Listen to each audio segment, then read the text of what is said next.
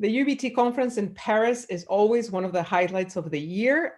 This year, obviously, it's been a little different, but we're so pleased with the range of ideas, experiences, and insights that have been shared during the various sessions in these online exchanges. And today, for today's webinar, we have over 400 people joining, many of our members, so companies from the producer to the brands in food, cosmetics, fragrance, flavors, and natural pharmaceuticals, other companies from these and other sectors, nonprofit organizations, UN agencies, researchers, consultants from around the world. We're very happy to have you here. We are also grateful, of course, to our sponsors who are fantastic partners in UEBT efforts to promote good practices and lead us to a world where all people and biodiversity thrive. And that's, of course, the UEBT vision. And it brings me to today's incredible panel. Today, we will be focusing precisely on vision, where we hope and where we need to be in the coming years. And this is an incredible opportunity because we are talking to leading companies. Their visions today are the trends of tomorrow in their sectors. So I'm looking forward to hearing more from them on this. And I'm actually hoping to hear more, not only about their visions, the vision of companies like Martin Bauer, Natura Co, Nelixia, and Weleda, but also how we can get there to that vision, how we can make it come true as consumers, as companies, as sectors, as societies. So let us start with a brief round of introductions. I'm going to ask each of the panelists to spend a few minutes telling us about their companies and their visions for ethical sourcing. But I also challenge them to already keep in mind the question of how we transform these visions into reality. So for all of you joining us as participants, please feel free to ask questions in the Q&A box, because after this round of introductions, we will be moving to a more dynamic exchange. So let us start with Michael Brenner, who's the co-managing director of the Weleda Group. Welcome. I'm going to ask you to turn on your camera and go first. Weleda was created almost 100 years ago. So you've been thinking about people and plants for a while now, and I'm very curious to hear what is your vision moving forward. Thank you. Perfect. Thanks, Maria. Hello, everybody from Switzerland, the north of Switzerland, from Basel. And thanks, UEBT, for this great opportunity. I am really amazed how many people are really interested in that talk. So my name is Michael Brenner. I am from Weleda, and I am the only one without a CEO title, as you saw in the invitation. And there's a simple explanation for that. Since over 3 years, Weleda has no CEO anymore. We are in a sort of a transition phase to a more collegial leadership style without CEO, because we strongly believe that to be able to master all the challenges of the future, we have to distribute the power and the responsibility on several shoulders and not only on one CEO. I give you a quick introduction of Weleda. Probably some of you already know Weleda. We were founded 99 years ago by two founders. One is Ita Wegmann, a doctor, and the other one was Rudolf Steiner. And some of you have heard of Rudolf Steiner. He was really an amazing visionary that shaped a lot of new views in many areas of society. For example, in education, the Rudolf Steiner schools or Waldorf schools, as they are named in certain countries. But he shaped as well other areas like farming, the biodynamic farming, Demeter, and in medicine, the anthroposophical medicine, and as well in the social science, like the threefold organism initiatives. His vision is still with us and is still very, very important, a very important source for our decisions today. So Weleda, in a nutshell, in 30 seconds, Weleda has 2,500 co-workers. We have operations in 22 countries. We are present in 50 countries. The headquarters is in Switzerland, where our two founders lived. And we have a turnover of roughly 500 million US dollar. 75% we are doing with cosmetics and 25% with pharmaceuticals, with anthroposophical medicine. All our products are nature certified. Weleda itself is UEBT certified since last year. Yeah, and if everything is going well, we will be B Corp certified next year, just right for our 100-year celebration. The title of this roundtable is A Vision That Shapes the Future. So I like to give you a little bit more insights about our vision. Our vision is unfolding health and beauty in harmony with nature and the human being.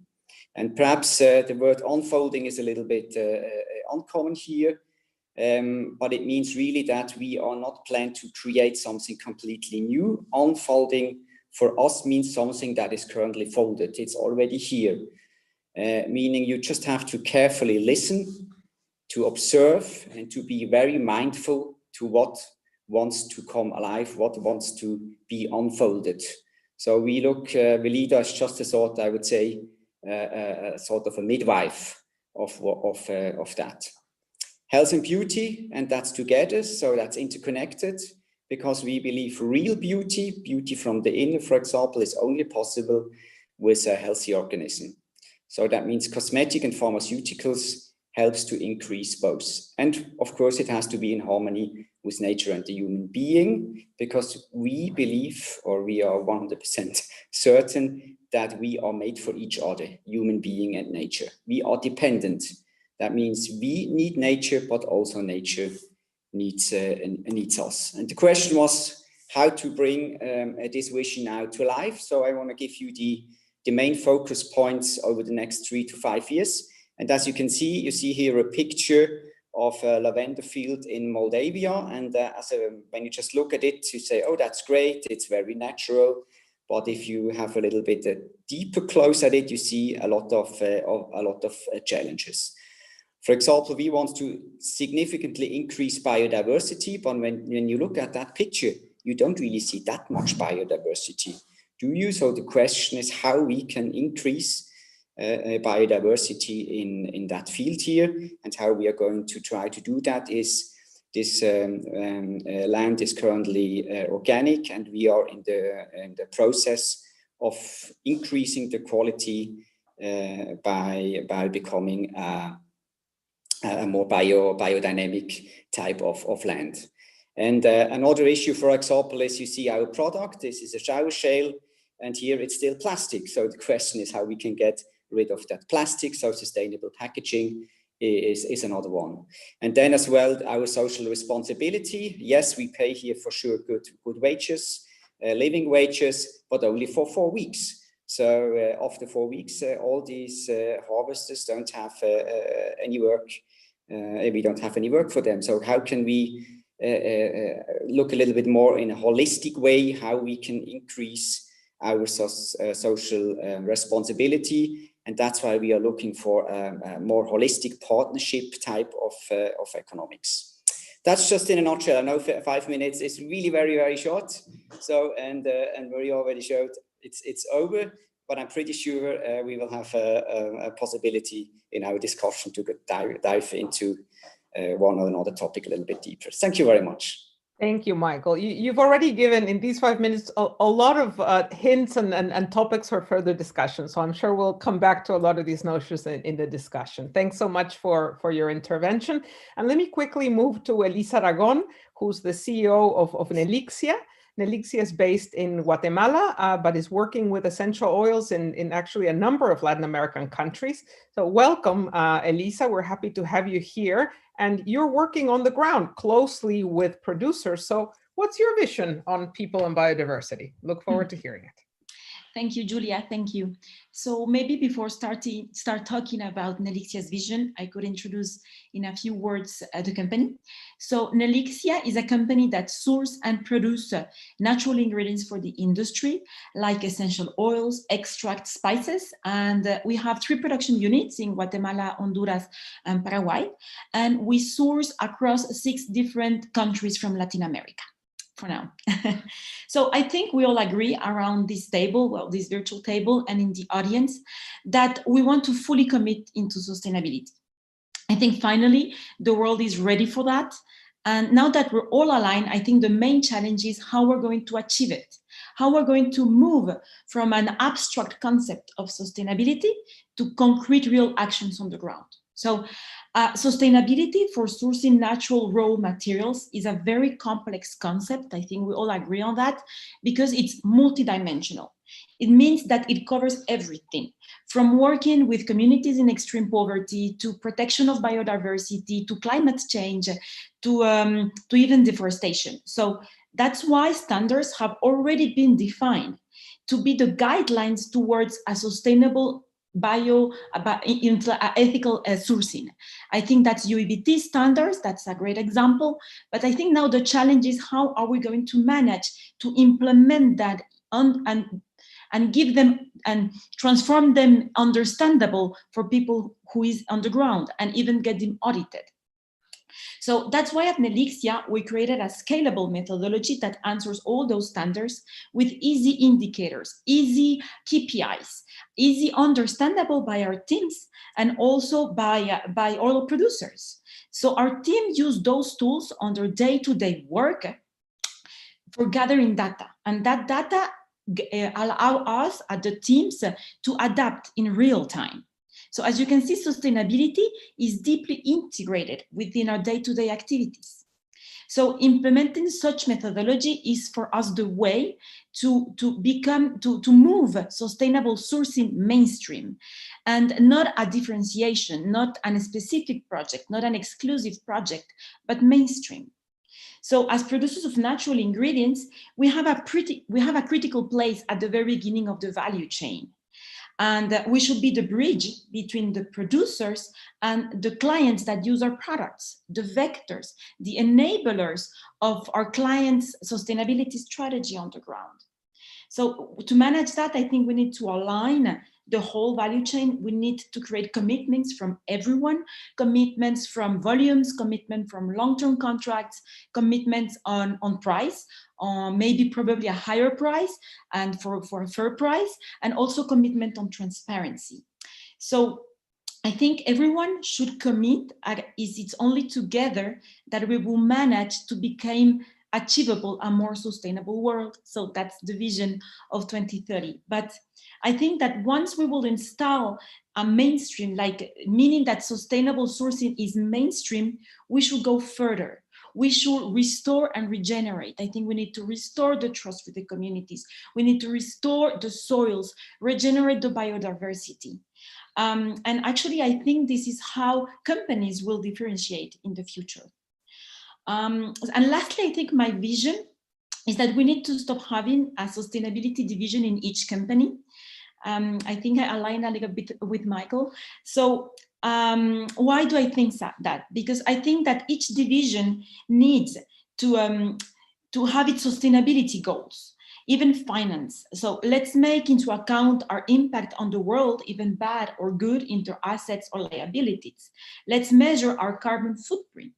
So I think sustainability has to be addressed by the CEO, not by a sustainability director, because actually it is the most critical and the most strategic subject of all.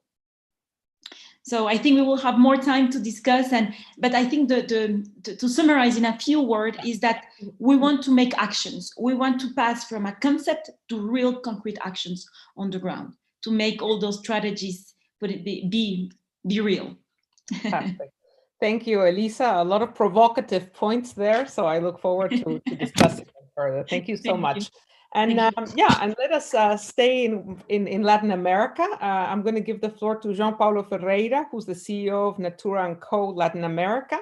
Natura Co, of course, includes the brands Avon, Natura, The Body Shop, and Aesop, and has adopted some ambitious commitments for the coming years, including on ethical sourcing. Joao Paulo, welcome, and I'm going to give you the floor. Please turn on your camera.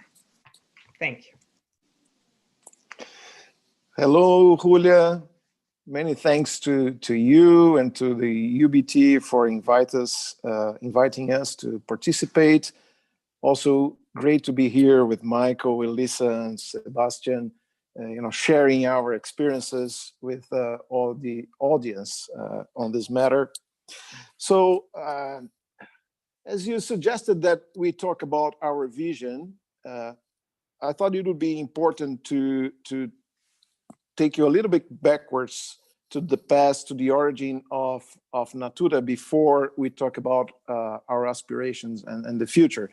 And, mind you that Natura was born in Brazil 51 years ago, and it was named as Natura in a period of time where there was a fascination for synthetic ingredients, especially around the world, especially in the beauty industry. Later on, it developed unique business models that involved naturally produced and sourced formulations and a social network of people who would deliver the products and the beliefs of the companies to an entire ecosystem of consumers that only grew ever since. Now, a few years later, Natura finally made concrete statements about its vision for the company and for the world. And late in the 80s, the vision of Natura stated that Natura would be a group of brands connected to the global community of people who believe and pursue the idea of building a better world through relationships with themselves, with the other, with nature, with the whole. So that has been driving the business, innovation, our brands since the beginning. In 2014, Natura took a very bold step, creating its 2050 sustainability vision. Mind you, 2050 sustainability vision, where the company stated that we should generate positive economic, social, environmental, and cultural impacts, not only reducing the impacts or offsetting the negative impacts of our existence, but rather creating positive impact so that the world would be worse if Natura didn't exist. Of course, this is a very bold statement. Now, given the beliefs of the company, we already believe that society would reward all the entities, companies, governments, individuals that play a responsible role, and that's what happened. And so Natura evolved into a much larger group, now called Natura Co, and brought new companies, new businesses into the family. The Australian-born Aesop, then the English-born The Body Shop, and now Avon, spreading our reach around the world, making as Natura Co the fourth largest beauty company in the world. So society is prepared to reward that statement, that ambition, and that behavior, actually. Now, as we became Natura Co, we reconfirmed that ambition, right? Stating that the entire group would pursue the same targets. So during the pandemic, Natura Co announced its 2030 vision for the entire group, where the four businesses commit to fighting the climate crisis, fighting to zero deforestation in the Amazon, implementing circular economy and regeneration, defending human rights and pursuing, being humankind. So I think, our history is a living proof that social environmental responsibility pays off. Fantastic. Thank you. Thank you so much Thank for sharing this. And I know you have you have a big event today where you're showing your new innovation center. So also thank you for taking the time out of this particular busy day. Many thanks again. And now we're going to move to a different sector. We're going to move to Martin Bauer, which works with botanical products for the global tea, beverage, and food industries. It sources over 200 botanicals from 80 countries. So I'd like to welcome Sebastian Sieben, CEO of Martin Bauer Europe, to tell us a little bit about Martin Bauer's aspirations for ethical sourcing. Please, you have the floor. Welcome. Thank you very much, Julia. I hope you can hear me well. It's a great pleasure to be here and a great honor with my co-panelists and to be invited for this event. So thanks again. Quick words on Martin Bauer. Martin Bauer, we are not quite as old as Weleda. We are celebrating our 90th birthday this year. Martin Bauer Group is still a family-owned company and part of the Nature Network. Today, we have about 4,400 employees. We are providing premium botanical solutions to our customers from the tea industry, from the beverage, food, animal nutrition, and pharma industries. Martin Bauer Group is a pure B2B company, and therefore we might be a little bit special in that sense.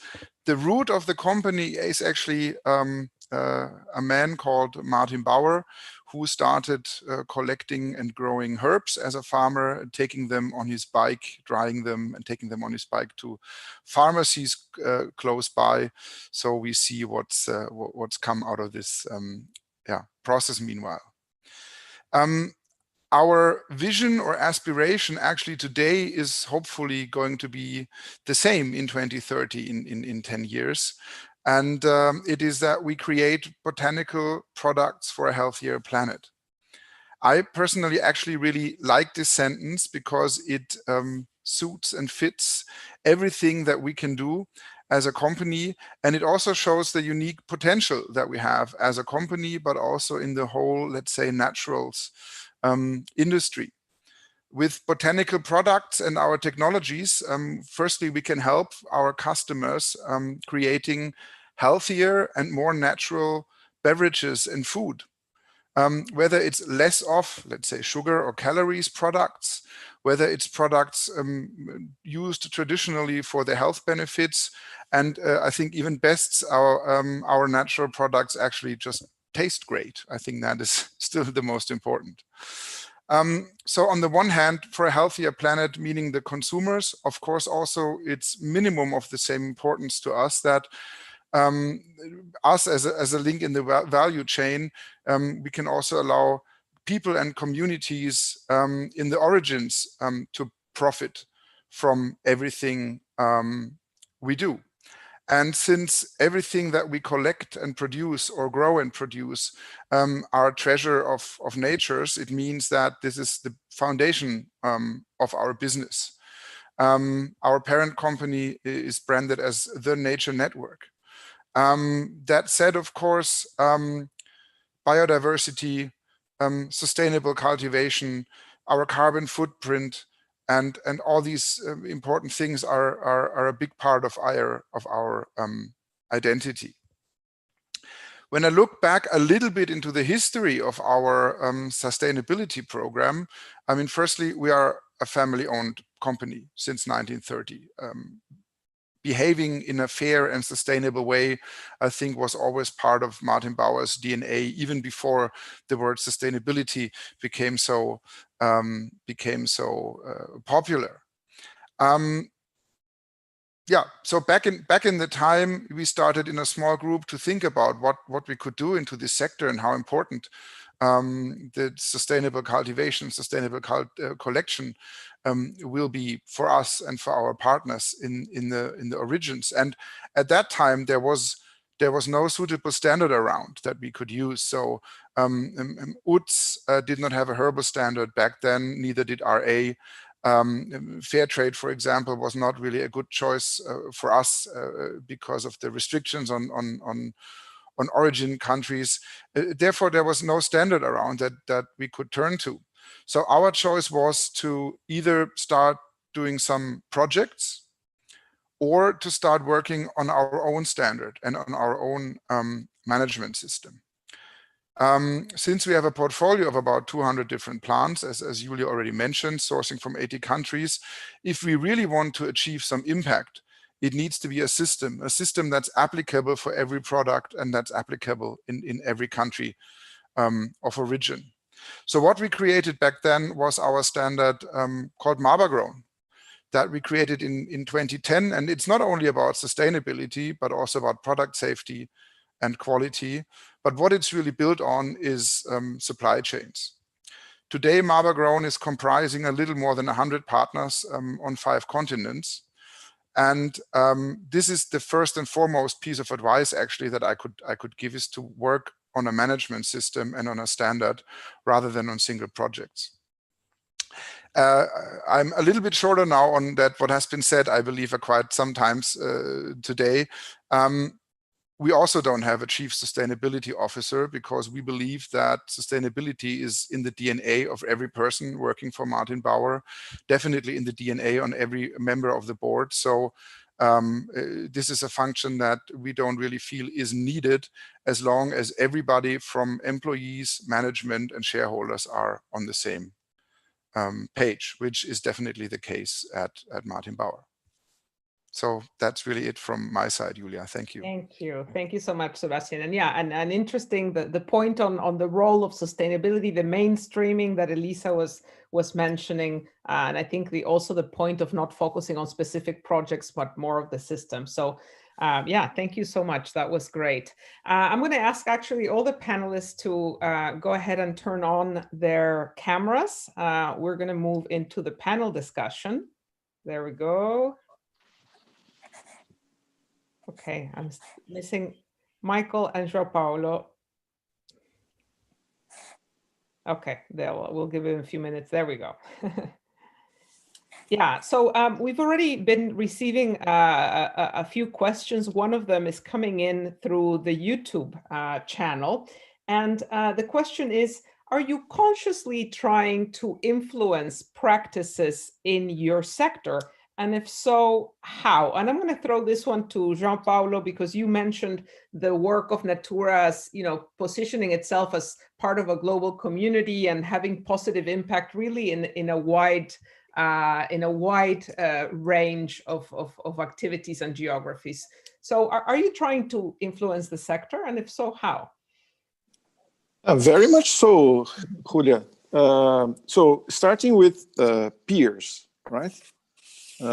So not only we're working with the businesses that are part of the Natura Co family, but with other businesses in defining regulation or self-regulation for the industry in various countries. Mm-hmm. Right? We are also working with the supply chain upstream and downstream. So as we demand our suppliers to abide by our sustainability vision and the practices, which, by the way, imply systems, and we heard from Sebastian, the importance of having a systemic approach to the issues that we are tackling through metrics, audits, and so on and so forth.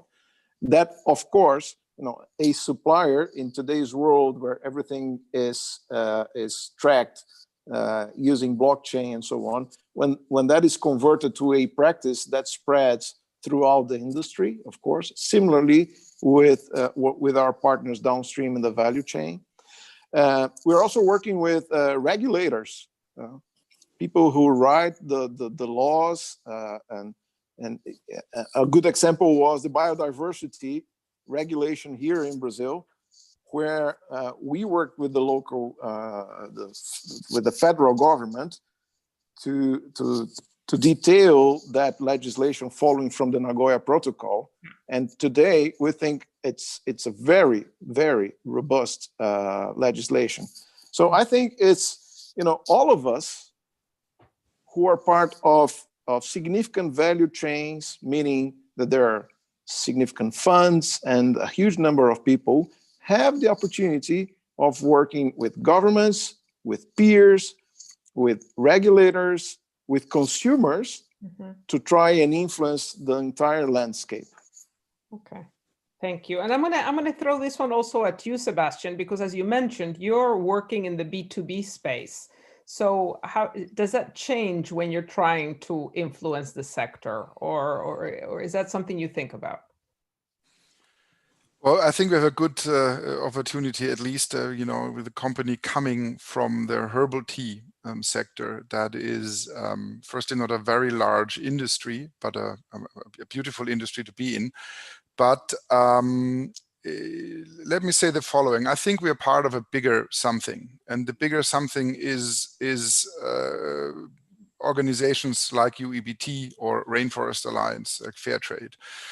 Our competitors, who are, of course, also working very hard on sustainability. Our customers, who, of course, were the first people to approach us 10, 15 years ago on these matters. So including the consumers. So unfortunately, we have a little bit of scale to support the wishes of the consumers, of the customers. We have the resources to be able to participate and to work closely with UEBT and a lot of organizations. So yes, changing the sector is definitely a target of ours, but let's say as a part of a bigger something. Yeah. Okay, great. So not at the company by itself, but being part of networks and partnerships. Great. I'm going to move to two questions that I'm seeing focused on suppliers. So the first question I'm going to ask you, Michael, to respond. The question is, how do you promote ethical sourcing with your suppliers, and how do you measure their success and accountability in regards to your mission? So that's the question I'm going to ask you to answer. And then, Elisa, I'm going to go to you. And you're, of course, looking at this also as a supplier to many companies. And I'm going to ask you to talk a little bit about what makes a good partnership from the supplier perspective. But let's start with Michael, please.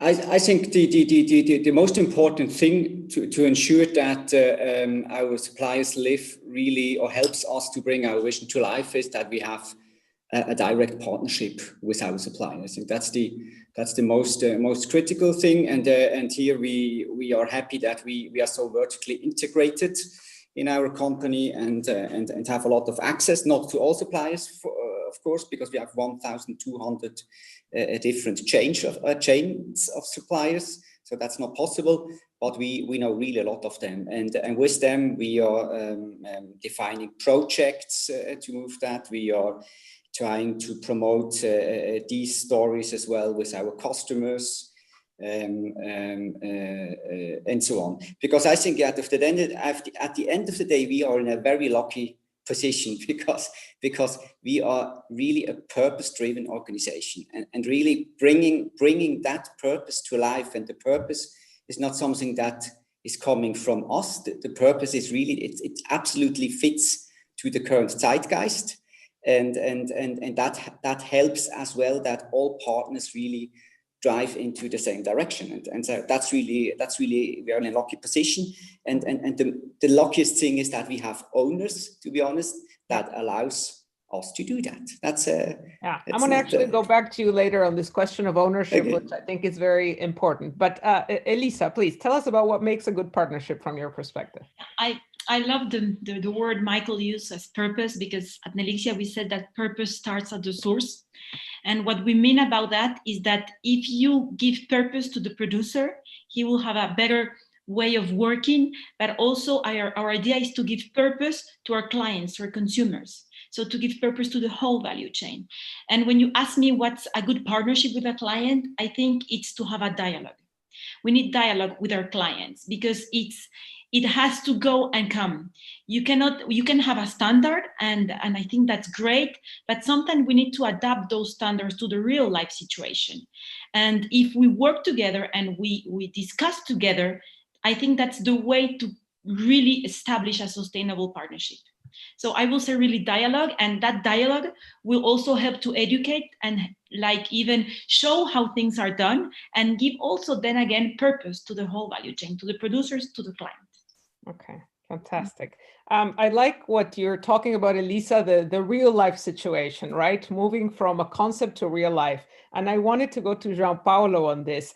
Joao Paulo, I know you've had a chance to visit some of the local communities that Natura is working with in the Amazon. And I just wondered, what have these trips taught you about ethical sourcing? Thank you, Julia. Yes, that was, an experience that transformed my life, as it continues to transform our associates' lives. And we try and invite as many as we can to try to go and visit those communities. And even before I describe my experience, I have to pay respect to Dame Anita Roddick, founder of The Body Shop. So as much as many admirable companies such as those which are here today, benefited from the insightfulness of their founders to adopt ethical sourcing practices, The Body Shop and Anita were perhaps the first ones to turn this subject into a popular subject, bring that to the lives of millions, bringing the communities to the urban centers. So, and I think that paved the way. But as you said, nothing like being there. So when I was there and I experienced the richness of the culture, the richness of the economy hidden in the forest, and yet so many constraints, those communities were going through, and even worse, in the case of the Amazon, I saw the skies completely gray, coming from somewhere, that was burning there, and I thought to myself, I mean, we're in the, this country and those communities could be leading, the low carbon economy, the bioeconomy, with so much wealth here, in terms of the ingredients, the forest, the nature, the knowledge, and yet all is being wasted because there's no coordination. Science and technology is not properly deployed, and there are some ideological disputes on how to best use this wealth. So that's when I discovered that I could do something to help through my work, and this is what I've been trying to do ever since, and push people in that direction so that they open their eyes, use their creativity and talent to use the richness of the bioeconomy to transform the world. And this is the point, I guess, that Sebastian was making. It has to be the mission of everybody within the company, right? Not just the sustainability people. So that's interesting. But you're describing some real challenges in Brazil, of course, but around the world. And some of the questions coming in focus on this, the still huge inequalities and challenges. And I'm going to go to Elisa on this and just wonder what your opinion is. I mean, given the scale of some of these social and environmental challenges, can business commitments make a difference? Can we make a difference, or do we just need a complete overhaul of the system and we're just putting band-aids here? What do you think, Elisa?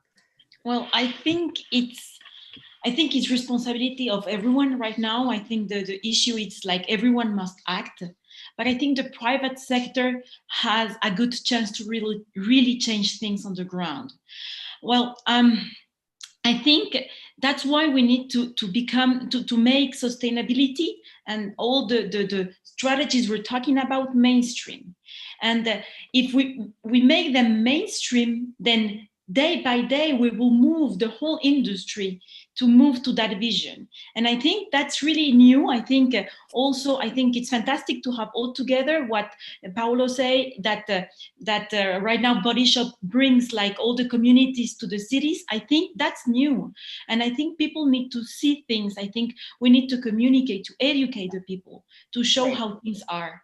I'm gonna take this point because it's precisely the question that somebody's asking on the chat, and I'm gonna direct it to Michael, because it's the question of how do you give purpose to the client? What is the kind of information, stories, data that can be valuable to engage customers? And how do you gather this information? What are the latest experiences on this? You got me on the wrong feet. I think we are for sure not there where we want to be. For sure, we have certain possibilities, like we have our gardens worldwide, where everyone can see what we are actually doing. We have all the storytelling in social media, in our marketing tools, and so on. But I think what's the hardest thing is to really increase the awareness not at I wouldn't say at the client side, it's more at the consumer side.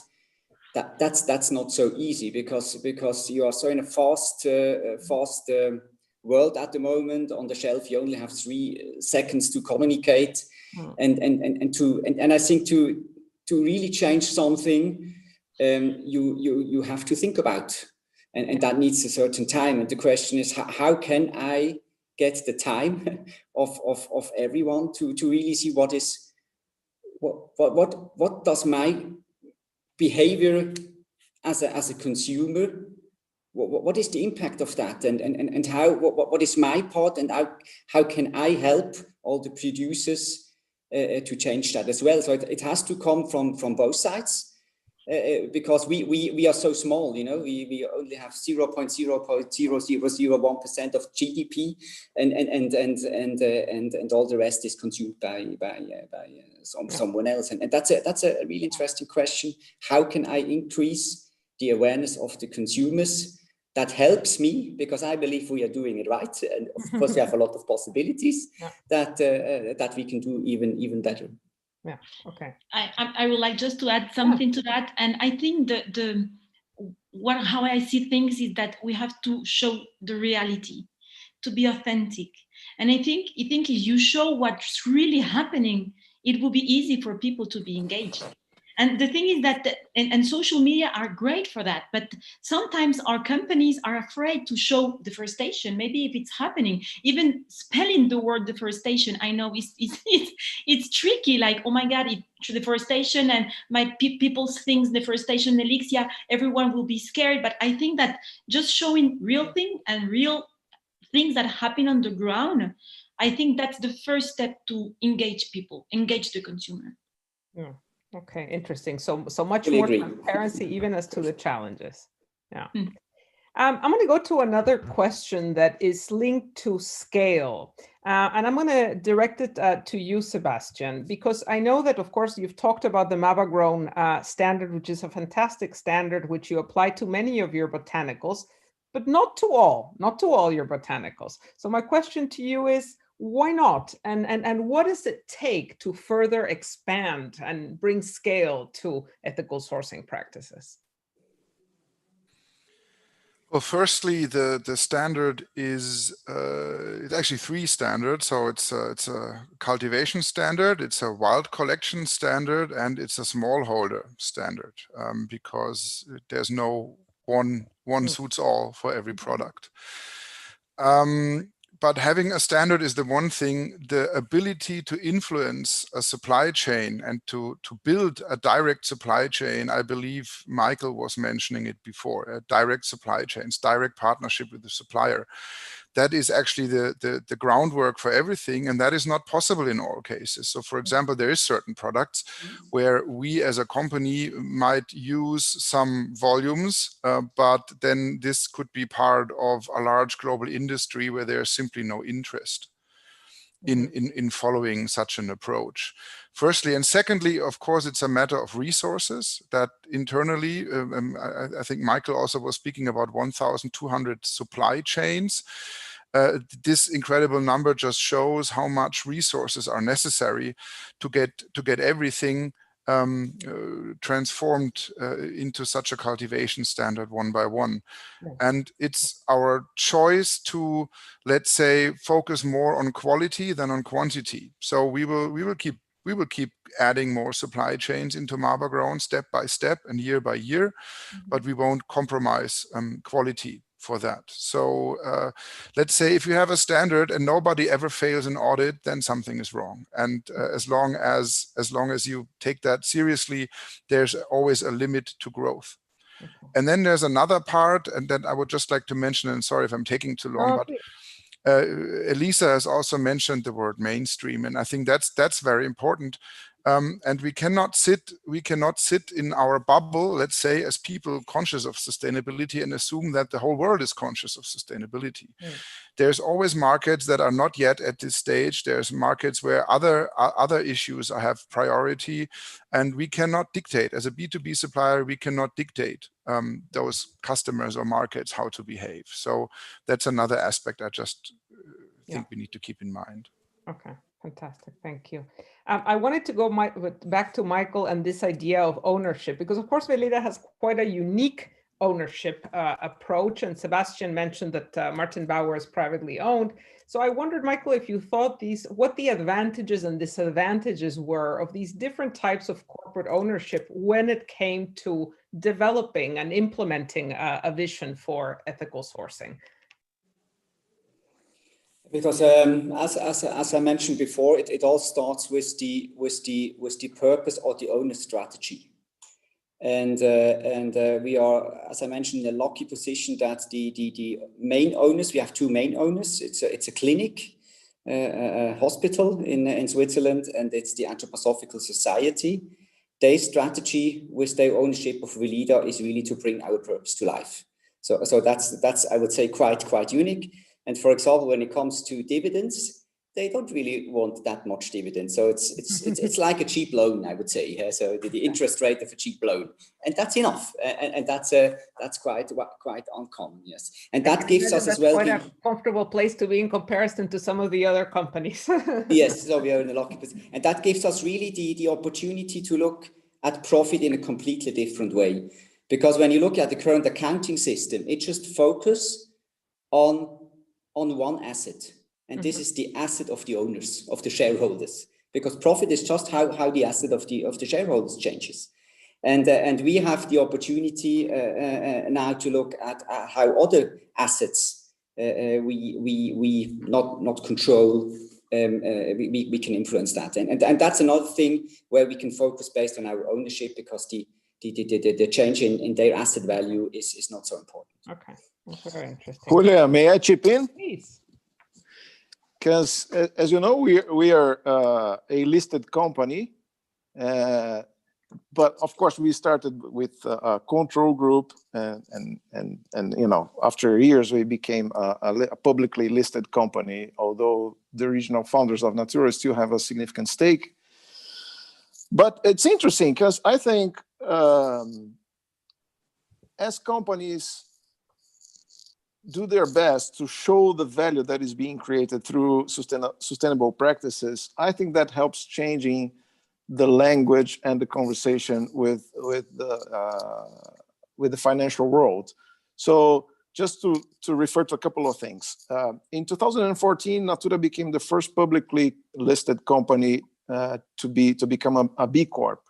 And the interesting thing about the B movement is that the first action that a company needs to take, you know, in addition to hundreds of others, is that it needs to change its bylaw to include that the purpose of the company is to generate value for all stakeholders, not only the shareholder. And it also, when we talk to investors, not only we publish our financial reports and P&L, etc., but we also publish our environmental and social P&Ls. So we try and monetize to the best of our knowledge, those externalities. And investors would look at us and say, "Well, you could have delivered a little bit more if it was not for this." I said, "Sure, but if you discount that, that flow in years, the net value of the company would be reduced if we didn't do that." Now you have to believe, but it's showing in the intangible assets of the company. And that is the tricky one. I keep telling people that, in my opinion, the most important professional for sustainability should be the accountant, because you know, the ability to show the value that is being generated. So anyway, and by the way, during the pandemic, what we saw was society praising companies that were socially, environmentally responsible, and now this whole flow of ESG and new triggers and limitations in investment funds conditioned to ESG practices. So I think, you know, we are on the edge of creating new standards that will allow this to be adopted not only by companies which are controlled by their founders, but also by public companies. Yeah, I think this is a very interesting point, Joao Paulo, and there was actually a question about COVID, but the question was saying, you know, given COVID and the economic difficulties being faced around the world, is sustainability going to be thrown overboard? But what you're saying is, no, this is actually people focusing on this. Is that also the experience of some of the other panelists? I see people nodding. Yes, definitely. Okay, this is very encouraging. Now we only have a few minutes. Another of the questions coming in is about disruptive technologies. So people are asking about, for instance, biotechnology, and especially for companies that have targets both on the greenhouse gas emissions side and the biodiversity side. Sometimes biotech can be a great way to diminish the environmental footprint. So is that going to be in the natural sector, natural ingredient sector, a disruptive technology? And what about blockchain? Does it play any role? I'm just going to throw it out there if anybody wants to pick up on these issues. Everybody nodding enthusiastically. Elisa, go there. I hope not.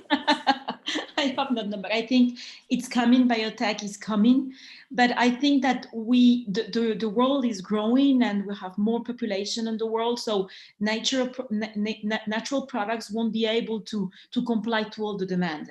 But I think, and I strongly believe, that natural ingredients will remain important in all the ingredients and for all the clients we work with. Mm-hmm. And you know, it generates so much work that it's really important also to develop the rural economy.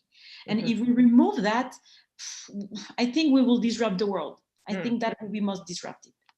Okay, fantastic. Sebastian, you? Yeah, I'll add, thanks Elisa, I'll add on the question with the blockchain. I think that's, I don't know how to translate the German proverb, but that is the second part of the equation, right? I think the connection here is being made that blockchain equals transparency.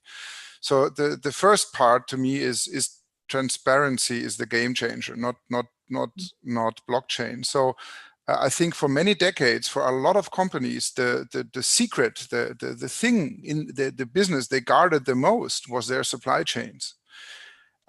Because that's really the intellectual property of trading companies, of production companies, and so on. And now suddenly you take a completely different approach and say, look, I will put everything on that area on the table. And companies that are willing to do that is really the game changer. The game changer is the willingness to be transparent about supply chains rather than keeping it as a business secret. And then there's technologies how to do it, whether it's, I don't know, blockchain or anything else. So blockchain is the less important part. The real game changer is the attitude. To me. Germans always come up with the best words, and you know they're untranslatable, so we all have to learn German to be able to properly express. No, I don't recommend. I'm 45 and still learning. All right, but Joao Paulo, Michael, let me throw this idea of the game changer to you guys. What are the game changers moving forward? Joao Paulo.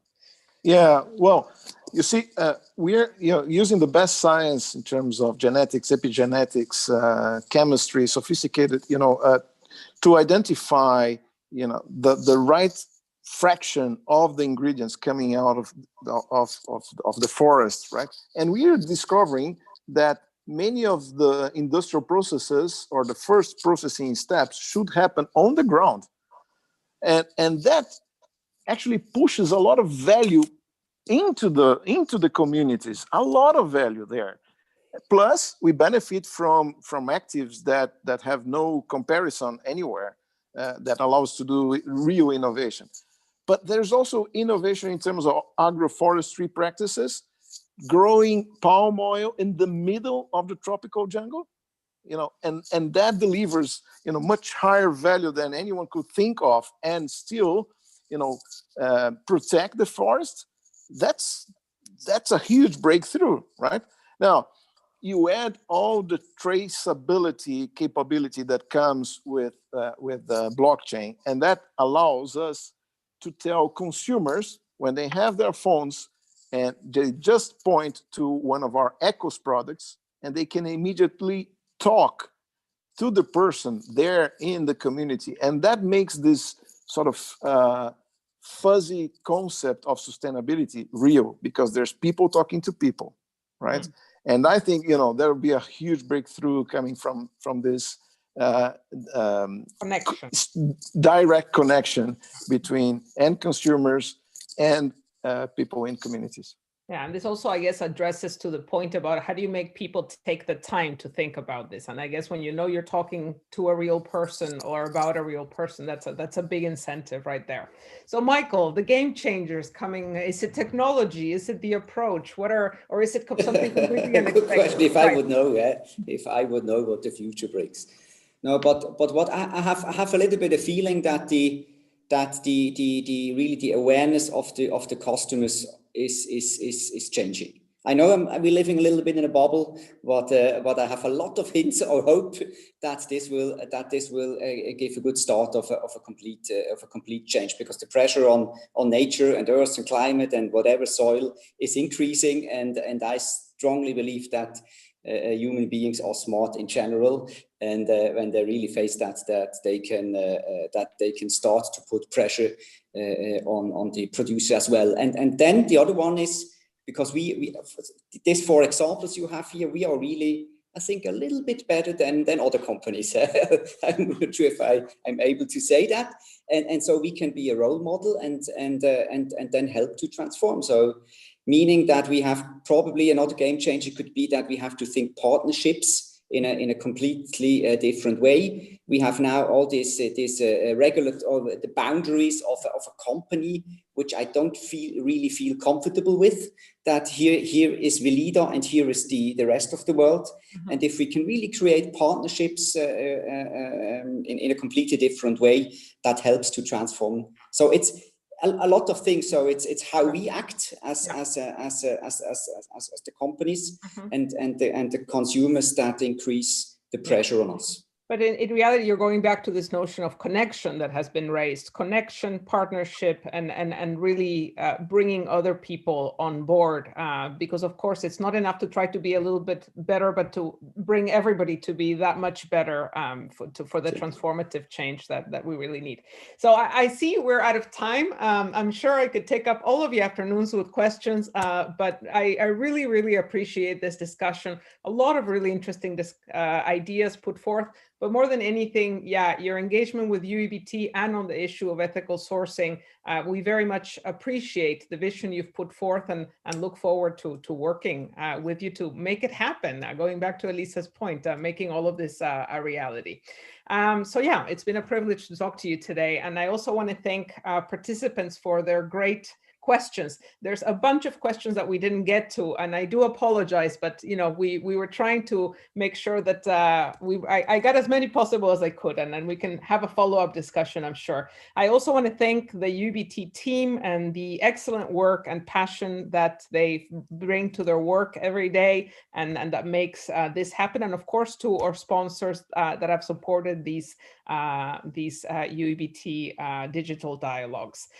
So I can say I hope that we can meet in person soon. I hope we can actually travel to Paris next year for the UEBT conference. But until then, there's a number of ways to remain in touch and get involved. Sign up for the UEBT newsletter. Of course, UEBT membership brings tools, guidance, and this magnificent platform to share experiences and ideas. So thank you again to our panelists, to the participants, and I wish all of you a wonderful rest of the day. Thank you so much. Thank you.